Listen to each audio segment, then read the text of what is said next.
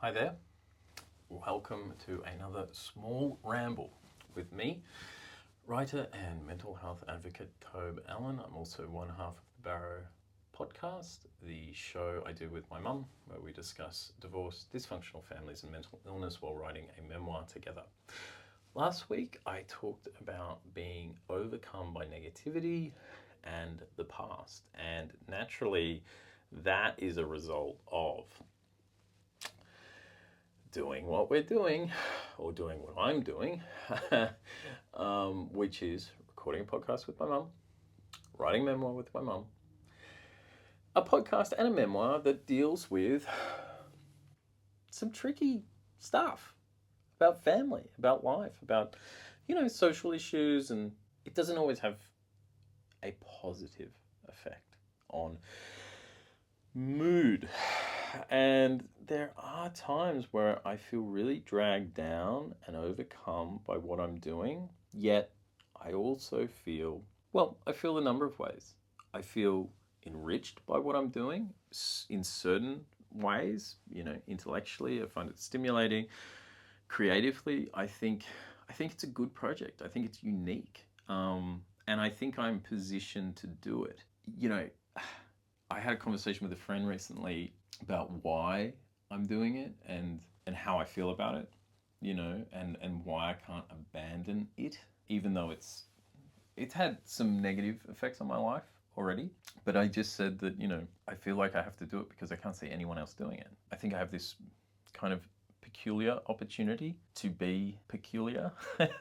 And the planets are kind of aligned on this one. Like, you would have to have these precise circumstances and the exact personalities of the two people involved, plus the family background that we come from, which in itself is quite unique.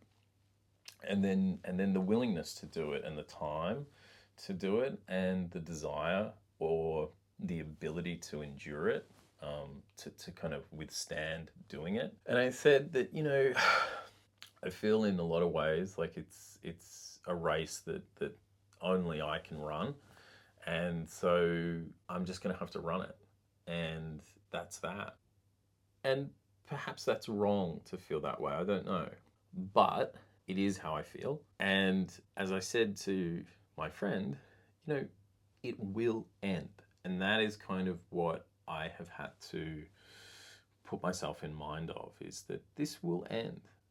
But simultaneously, that doesn't mean that I need to kill myself before then. I don't need to sort of do it until I'm sick.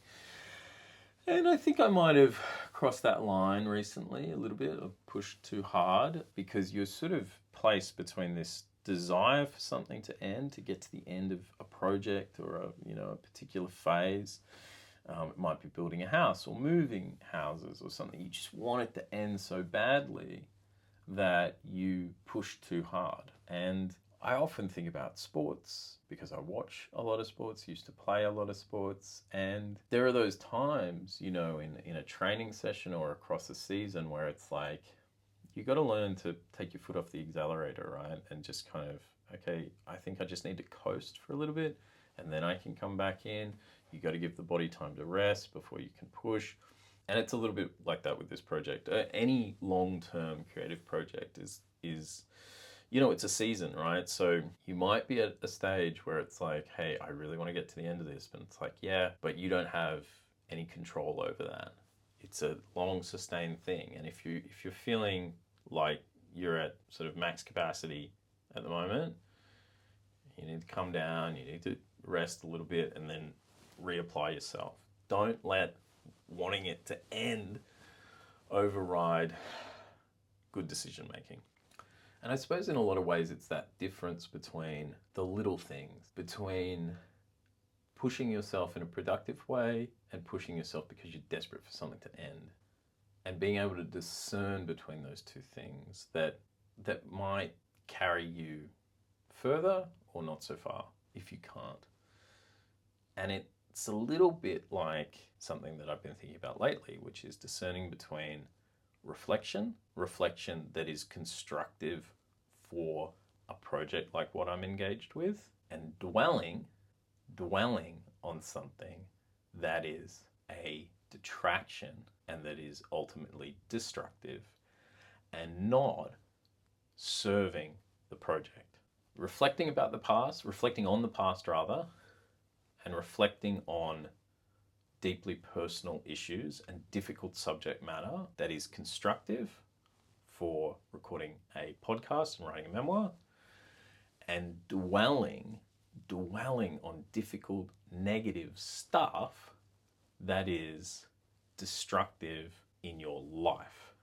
And it is often difficult to delineate between these two for me, or at least recently it has become difficult to delineate between those two, to differentiate. And that, I think, is telling me I need to take a little pause, relax, take some time out, get out of town for a bit, and then come back. But I think it's also important, this difference between reflection and dwelling, in like a bigger sense, where people will say, move on, get over it. And I've said many times that the move on narrative that we have, you've got to move on. Yeah, sure, that makes sense. But don't move on without reflecting. And people move on at a different pace. I'm somebody who tends to go slow. And I've been thinking about this a lot. Like, am I reflecting or am I dwelling? Am I reflecting that's constructive, not just for the project, but constructive for fulfilling that goal of moving on? Or am I dwelling that will ultimately hinder me from ever moving on? Am I dwelling that is not at all constructive for the project? So when I've talked about the move on idea, I've talked about it in life terms, but I'm kind of talking about it right now in project terms as well, in creative terms. Maybe don't move on if you want to use some of that material to write your book or record your podcast. But don't just dwell.